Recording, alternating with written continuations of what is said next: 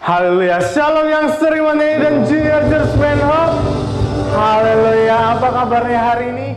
Saya mau tetap percaya bahwa kabar kita tetap baik dan tetap dahsyat dalam Tuhan. Karena kita punya Tuhan yang baik, amin. Haleluya, yuk kita mau siapin hati kita hari ini untuk memuji, menyembah Tuhan. Bahkan sama-sama mendengarkan kebenaran firman Tuhan. Sebelum itu, mari kita bersatu dalam doa. Bapa, dalam nama Tuhan kami Yesus Kristus, kami mengucap syukur Tuhan untuk semua kebaikan-Mu, untuk semua cinta-Mu dalam hidup kami Tuhan. Kami boleh ada sampai hari ini, beribadah bersama Tuhan, semua hanya karena kemurahan-Mu dalam hidup kami Tuhan. Biar kami tetap jadi Tuhan, anak-anak yang takut akan Engkau Tuhan, yang selalu rindu memuji, menyembah Engkau Tuhan. Terima kasih Bapa, ini hati kami, pikiran kami, semua hanya tertuju kepadamu. Dalam nama-Mu kami sudah berdoa dan mengucap syukur, haleluya, amin. Haleluya.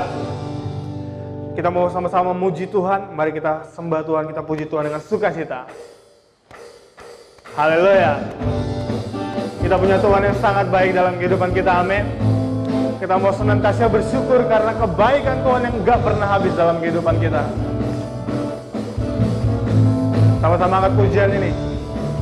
Mari masuk gerbangnya dengan hati bersyukur, halamannya dengan pujian.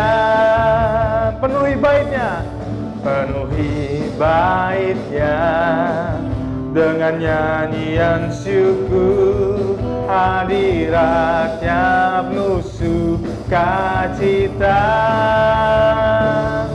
Sebab Tuhan Dia baik dan anugerahnya kekal selama-lamanya, amin. Sebab Tuhan Dia baik dan anugerahnya kekal selama-lamanya, amin. Haleluya. Kita bersyukur kepada Tuhan. Mari angkat syukur kepada Tuhan. Mari masuk gerbangnya dengan hati bersyukur, halamannya dengan pujian. Penuhi baitnya dengan nyanyian syukur, hadiratnya penuh sukacita. Sebab Tuhan Dia baik dan anugerahnya kekal selama-lamanya, amin. Sebab Tuhan Dia baik dan anugerahnya kekal selama-lamanya, amin. For the Lord is good and His mercy endureth forever and ever, amen. For the Lord is good and His mercy endureth forever and ever, amen. Sebab Tuhan Dia baik, sebab Tuhan Dia baik dan anugerahnya kekal selama-lamanya, amin. Sebab Tuhan Dia baik dan anugerahnya kekal selama-lamanya, amin. Selama-lamanya, selama-lamanya, selama-lamanya, amin. Haleluya.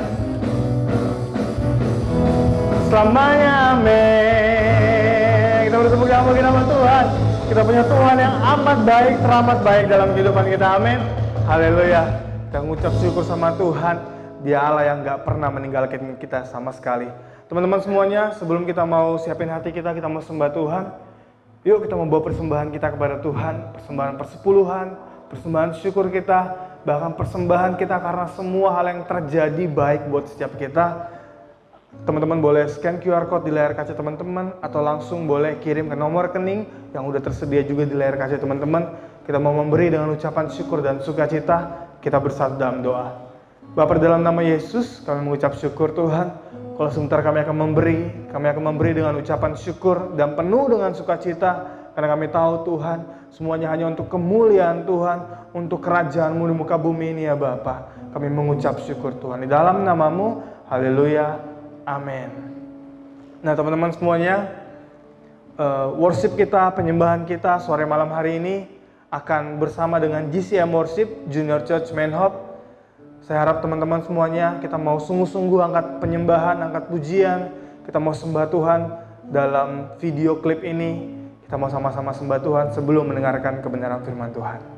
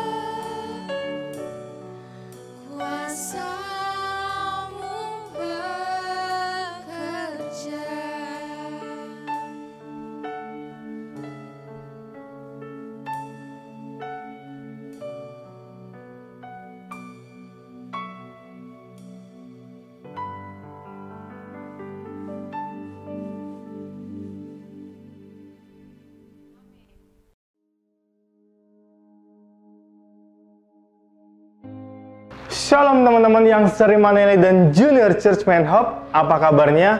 Saya mau tetap percaya bahwa kabar kita semua harus selalu dahsyat dan luar biasa. Karena apa? Karena kita punya Tuhan yang hidup, yang akan terus memegang hidup kita. Amin. Haleluya. Sebelum kita dengar sharing hari ini, saya mau ajak kita untuk berdoa dulu yuk. Terima kasih Tuhan untuk semua kebaikan-Mu dalam hidup kami. Kami mengucap syukur Tuhan Yesus. Kami bangga punya Allah yang seperti Engkau, punya Allah yang tidak pernah meninggalkan kami. Terima kasih Tuhan. Hari ini kami mau belajar sesuatu Tuhan. Kami mau dapat sesuatu Tuhan. Kami nggak mau Tuhan ibadah kami sore malam hari ini menjadi sesuatu yang sia-sia Tuhan. Tapi kami mau dapat sesuatu Tuhan, dan kami mau mengubah hidup kami. Kami mau mengubah hidup kami supaya semakin hari kami menjadi serupa dengan Kau Tuhan. Kami boleh mengerti kehendak-Mu, bahkan kami boleh menggenapkan rencana-Mu dalam kehidupan kami. Terima kasih Tuhan, dalam nama-Mu kami sudah berdoa dan mengucap syukur. Haleluya, amin. Nah, shalom teman-teman semuanya, anak-anak yang Sri Maneli dan Junior Church Man Hope. Nah, hari ini tema yang saya bawa adalah Among Us, ya kan? Nah, mungkin ini untuk sebagian besar dari kalian, Among Us adalah game yang kalian sudah tahu ya. Game ini yang sedang booming hari-hari ini, dan kenapa? Karena permainannya cukup simple ya. Permainannya cukup simple dan ya seru, menarik, dan banyak influencer juga yang main game ini. FYI bahwa dulu game ini udah ada sejak lama, tapi dulu bayar. Kalau mau download 75.000 ya kan. Tapi sekarang gratis. Nah, tapi bukan itu yang mau aku bicarain. Tapi yang mau aku bicarain adalah sesuatu yang lebih rohani. Haleluya ya kan. Nah teman-teman semuanya, buat kita ketahui bahwa tema Youngster dan GC Man Hope sepanjang bulan Oktober ini adalah obey atau ketaatan dan holiness atau kekudusan. Ya, ketaatan mendatangkan atau ketaatan menghasilkan kekudusan. Artinya ketika kita taat, maka kita bisa mencapai kepada kekudusan yang Tuhan mau. Wah, ini gimana maksudnya? Nah, hari ini sebelum aku bahas tentang Among Us-nya ya, tentang apa sih pengertian, apa sih maksud Among Us di dalam khotbah atau sharing sore hari ini. Sebelumnya aku mau bicara tentang kekudusan ya. Teman-teman, bagi teman-teman kekudusan itu apa sih? Kekudusan itu perlu nggak sih? Kekudusan itu sulit nggak sih? Seperti itu. Nah, kekudusan dari bahasa aslinya, dari bahasa Ibrani, kekudusan artinya terpisah dari dosa, terpisah dari sesuatu yang kotor ya, dan dikhususkan bagi Allah atau hidup bagi Allah. Itu dari terjemahan bahasa Ibrani, bahasa aslinya, kekudusan ya. Artinya ya itu tadi, berarti bahwa kita ini terpisah dari dosa dan kita hidup bagi Allah. Mungkin nggak hal itu terjadi? Sebelum pertanyaan itu, mungkinkah hal ini terjadi? Saya mau nanya dulu, seberapa pentingnya kekudusan ini dalam hubungan kita dengan Allah? Dalam kekristenan kita, seberapa pentingnya kata kudus, holiness, holy, seberapa pentingnya? Kita buka Alkitab kita dalam Ibrani 12 ayat 14. Ibrani 12 ayat 14. Ya. Haleluya. Aku bacain. Berusahalah hidup damai dengan semua orang dan kejarlah kekudusan. Sebab tanpa kekudusan tidak ada seorang pun yang dapat melihat Allah. Ya. Wow, itu keren banget. Berusaha untuk hidup damai ya, dan mengejar yang namanya kekudusan. Artinya kekudusan ini sesuatu yang bisa kita capai tapi dengan usaha. Karena Alkitabnya ayatnya melanjutkan, tanpa kekudusan tidak ada seorang pun yang dapat melihat Allah. Artinya kekudusan itu sangat penting. Sangat penting ya.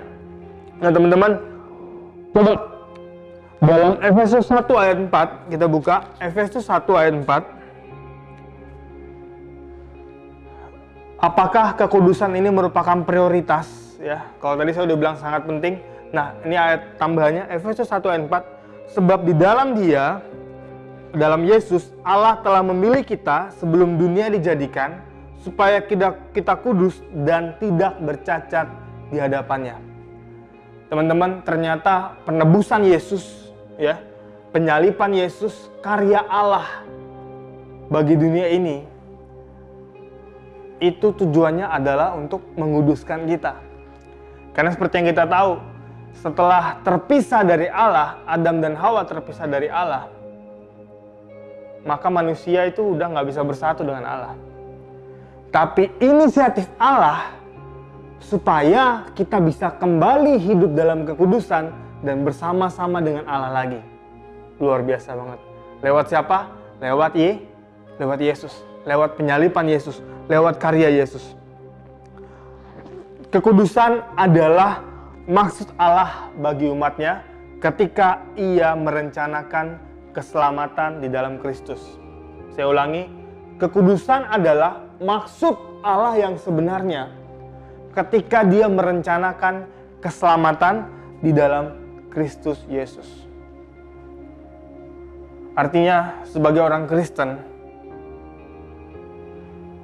maka tujuannya adalah, targetnya adalah kekudusan. Dan lewat Yesus, Allah menguduskan kita. Yuk kita lanjut. Teman-teman, apakah kita bisa hidup dalam kekudusan?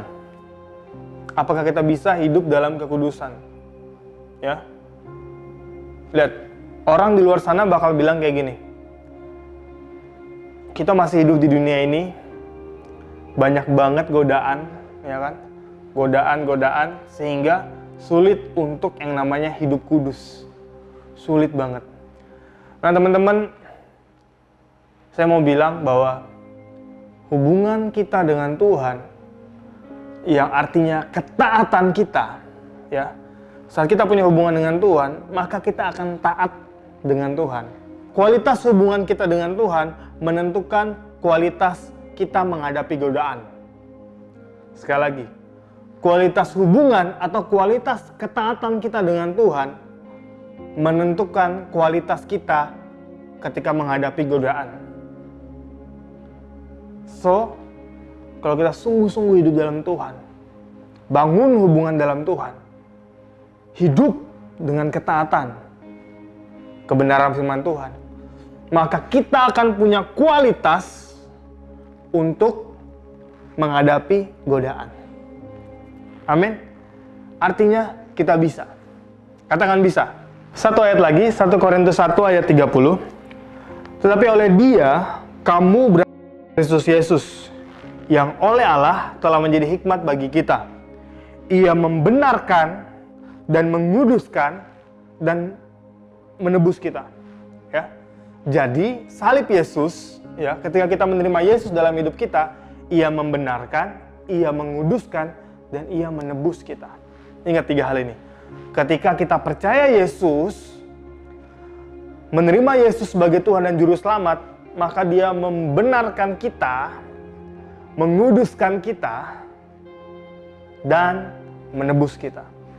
Teman-teman, satu-satunya cara mencapai kekudusan yang wajib, yang ternyata merupakan prioritas, yang ternyata merupakan maksud Tuhan ketika Yesus mati di kayu salib untuk setiap kita.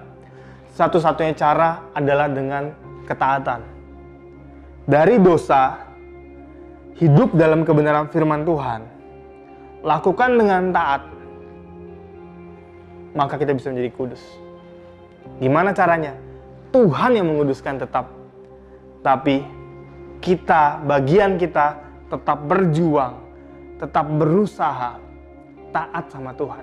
Nah teman-teman, aku mau baca satu ayat lagi, Yohanes 14 ayat 15 dan 21. Ya. Yohanes 14 ayat 15 dan 21. Jikalau kamu mengasihi aku, kamu akan menuruti segala perintahku.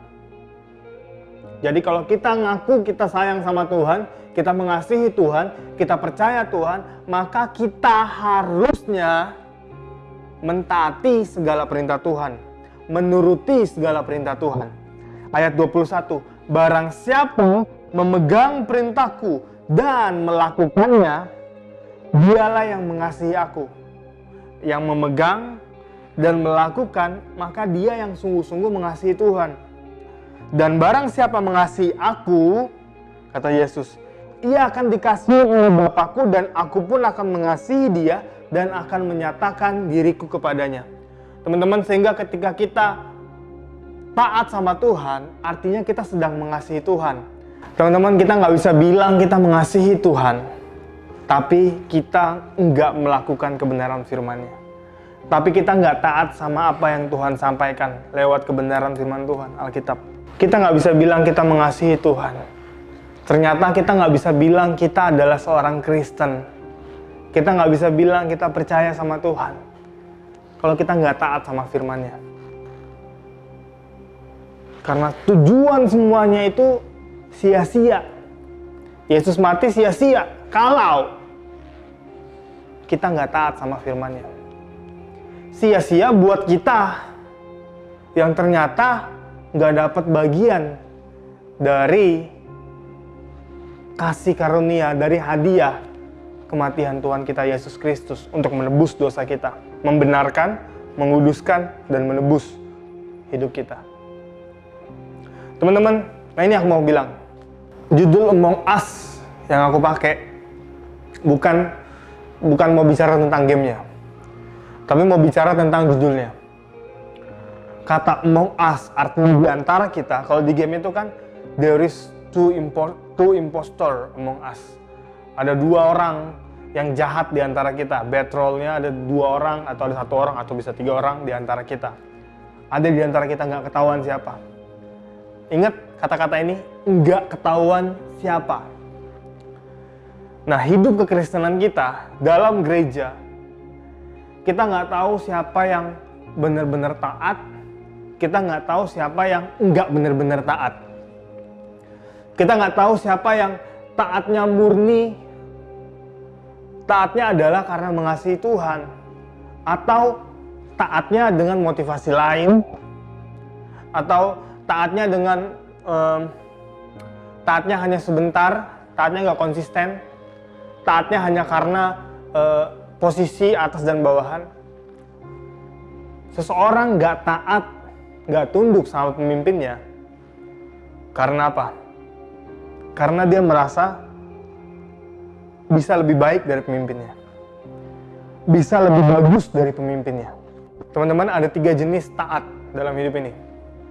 Taat yang pertama adalah taat biologis, ya. Taat biologis itu adalah taat, contoh lari, ya kan, atau main sepeda. Hari-hari ini kan lagi musim banget main sepeda, lari, main sepeda. Kemudian kita merasa haus, otak kita itu tubuh kita keluar keringat. Kemudian ada informasi yang diberikan kepada otak kita bahwa kita harus minum untuk mengganti cairan, dan kita minum. Saat itu kita sedang taat secara biologis. Kita sedang taat untuk minum. Kita sedang taat kepada otak kita. Itu taat biologis. Taat yang kedua adalah taat sosial.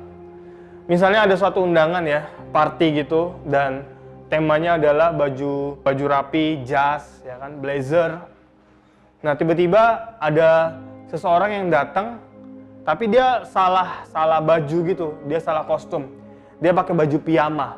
Dia pakai baju yang beda sendiri. Dia pakai baju piyama. Kemudian ketika dia datang, yang lain pakai rapi, dia pakai baju piyama, tentu dia akan merasa malu sendiri.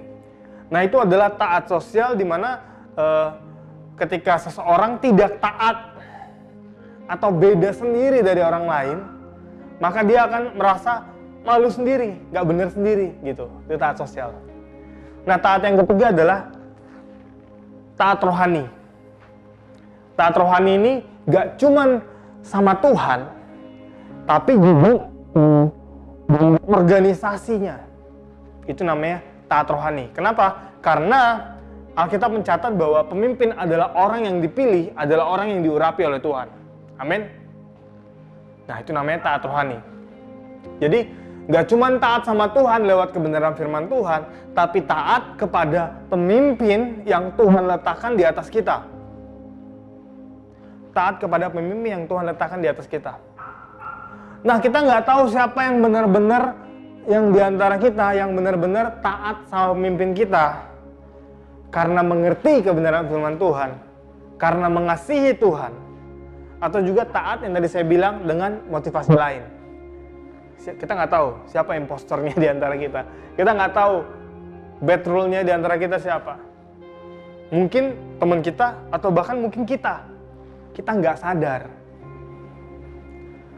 Teman-teman, seandainya taat rohani kita bisa seperti taat biologis atau taat sosial yang secara otomatis, ya, haus, otak mengirim sinyal minum. Atau kita salah, kita sendiri yang malu. Tuhan kasih kita kebebasan. Mungkin banyak teman-teman yang nanya, kebebasan yang gimana sih yang Tuhan maksud? Kalau Tuhan itu nggak mau bikin kita jadi kayak robot, ya kan? Udah sering dengar Tuhan nggak mau bikin kita jadi kayak robot. Tapi Tuhan kasih kita kebebasan. Nah, kalau kita percaya Tuhan, kalau kita punya Tuhan yang hidup, kalau kamu adalah orang Kristen, maka kebebasan kita bukanlah kebebasan yang berpusat kepada diri sendiri.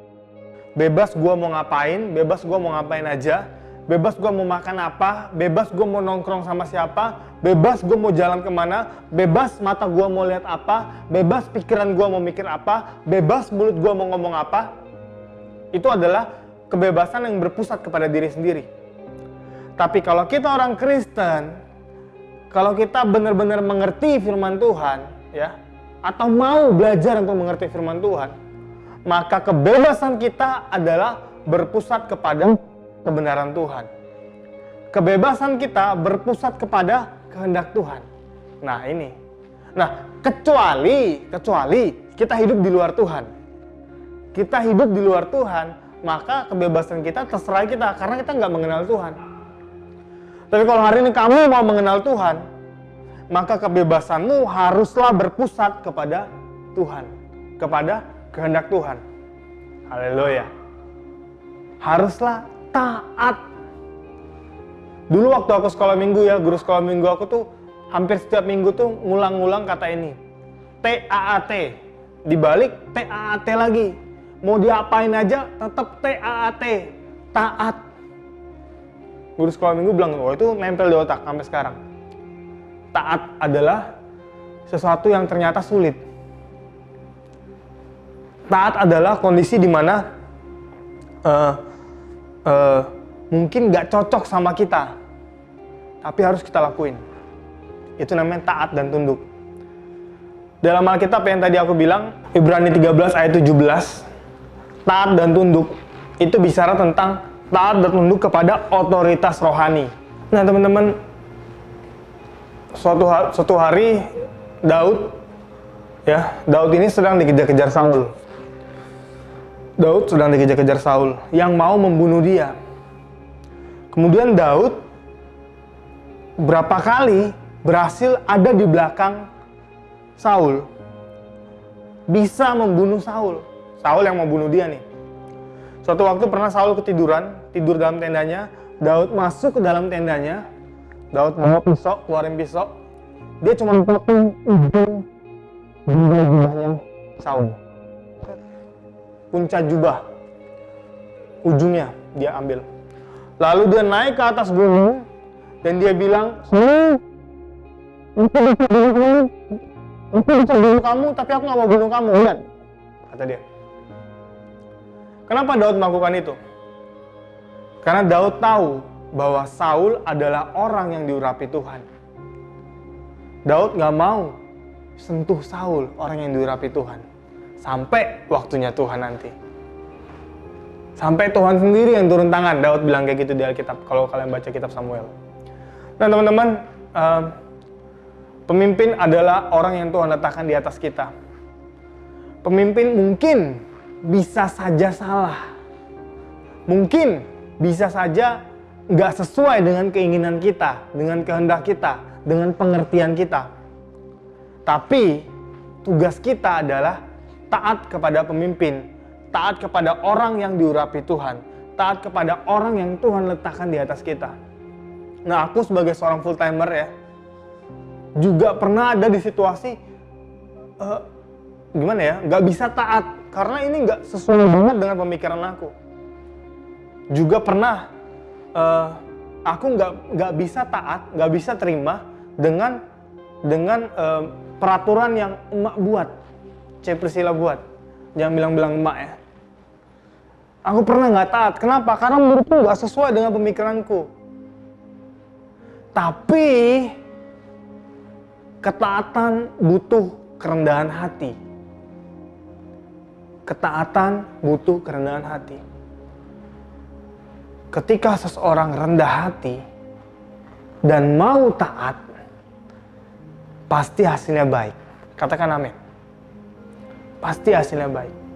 Nah, kalaupun pemimpin kita yang Tuhan taruh di atas kita itu sudah melenceng dari prinsip firman Tuhan, maka yang harus kita lakukan, kalau sesuai dengan Alkitab, kita semua kembali ke Alkitab ya. Eksegese, kita kembali ke Alkitab. Kalau semua kembali ke Alkitab, maka yang harus kita lakukan adalah kita bicara sama dia, 4 mata. Kita bicara kebenaran-kebenaran apa aja pandangannya. Tapi yang paling penting adalah kita harus jadi orang yang taat. Amin. Kita harus jadi orang yang taat. Nah teman-teman, sulit banget, mungkin gak mudah ya. Kita mungkin ada orang yang berpikir seperti ini. Oh, aku lebih taat sama Tuhan daripada sama pemimpin. Oke, mungkin bisa seperti itu. Tapi teman-teman lihat ini. Sekali lagi aku mau bilang bahwa pemimpin adalah orang yang Tuhan taruh di atas kita. Artinya itu dari Tuhan juga. Yang harus kita lakukan adalah belajar taat, belajar menerima apa yang sedang mau dibicarakan. Musa, seorang pemimpin, banyak yang berontak, bahkan saudaranya berontak sama Musa, merasa bahwa ini nggak benar nih Tuhan. Tapi ternyata Maryam yang kena kusta, bukan Musa. Kenapa? Karena seorang pemimpin juga pasti punya hubungan dengan Tuhan. Dan saya bilang tadi, kalau pemimpin salah, nggak sesuai dengan kebenaran firman Tuhan, kita bicara 4 mata. Tapi kalau masih sesuai dengan prinsip firman Tuhan, tapi nggak sesuai dengan kacamata kita, dengan pandangan kita, maka kita harus tetap taat. Karena itu yang namanya otoritas rohani. Itu yang Ibrani catat, taat dan tunduklah kepada pemimpin yang Tuhan taruh di atasmu. Amin. Haleluya. Hari-hari ini, di antara kita, yuk kita jadi orang yang benar. Kita jadi orang yang taat. Karena taat menghasilkan kekudusan. Jangan sampai di antara kita ada orang yang gak taat dan ternyata itu kita. Kita pikir kita udah taat, ternyata motivasi kita salah. Ternyata taat kita cuma sebentar. Ketika ketaatan kita diuji, kita berontak. Teman-teman, aku baru sharing ke sekolah minggu bagaimana Abraham taat sama Tuhan. Bayangin anaknya Ishak, satu-satunya yang dia minta, berpuluh-puluh tahun dia minta seorang anak. Tapi ketika dia punya anak yang udah sangat dia sayang, Tuhan suruh korbankan anak itu untuk Tuhan. Abraham ngapain? Mungkin Abraham bisa bilang, ini gak masuk akal. Tapi Abraham mau tetap taat. Saya berdoa, di antara kita, bahkan tidak ada di antara kita, yang ketaatannya pura-pura, yang ketaatannya hanya sementara. Tapi kita semua mau taat sungguh-sungguh kepada Tuhan dan kepada pemimpin kita. Karena ketaatan mendatangkan atau menghasilkan kekudusan. Yang mana kekudusan merupakan maksud Allah dalam karya keselamatan lewat Yesus Kristus. Yuk kita berdoa teman-teman.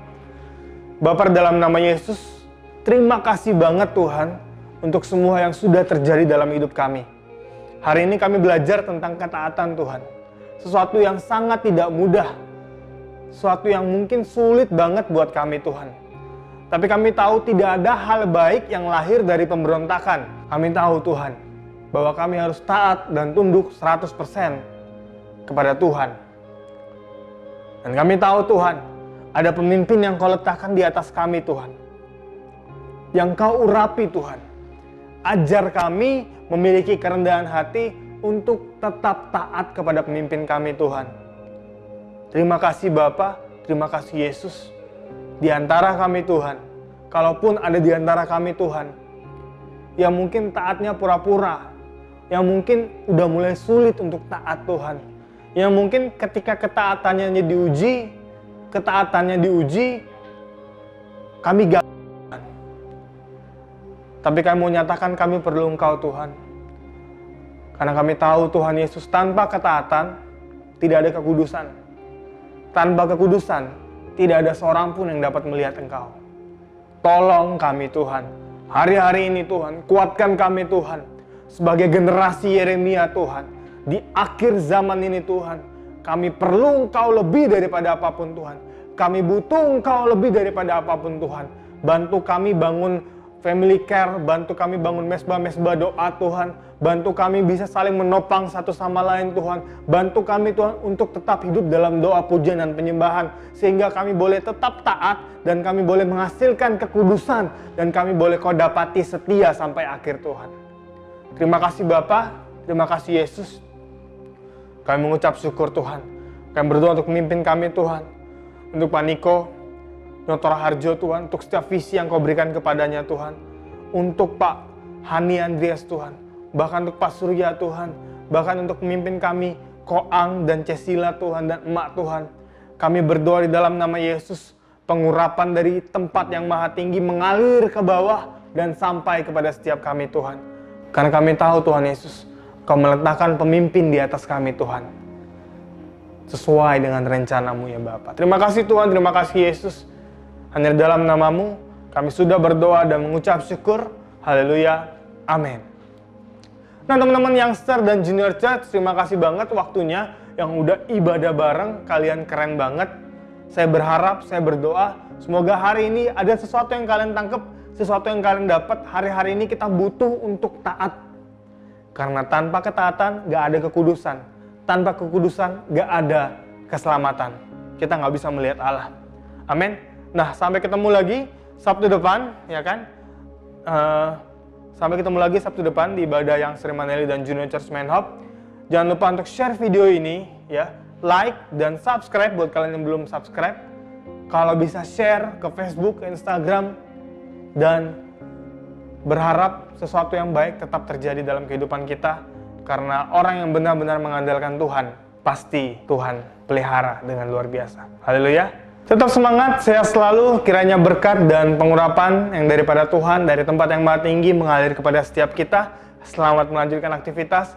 Tuhan Yesus memberkati.